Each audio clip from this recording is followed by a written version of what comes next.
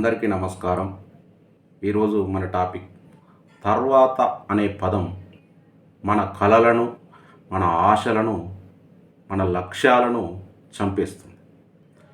ఏ విషయం గురించి అయినా తర్వాత ఆలోచిద్దామనే ధోరణి మనకు తీరని నష్టం కలిగిస్తుంది. తర్వాత అనే మాట చాలాసార్లు మన జీవితంలో పెద్ద అడ్డంకిగా మారుతుంది. తర్వాత అంటే ఆలస్యం అంటేనే అవకాశాలను కోల్పోవడం.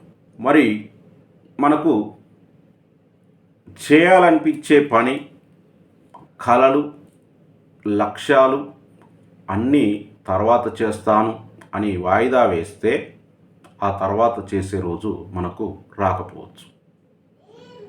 ఎందుకంటే తర్వాత దాని గురించి మనం మర్చిపోవచ్చు లేదా ఆసక్తి కోల్పోవచ్చు. దానిపైన ఆసక్తి కోల్పోవచ్చు.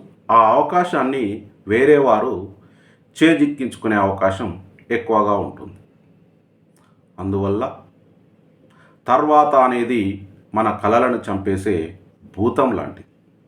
అందుకే వాయిదా మనస్తత్వాన్ని విడనాడాలి. ప్రతి చిన్న అడుగు వెంటనే వేయాలి, వాయిదా వేయకూడదు. ఎందుకంటే ఆ చిన్న ప్రయత్నాలే పెద్ద విజయాలుగా మారుతాయి. ధన్యవాదాలు.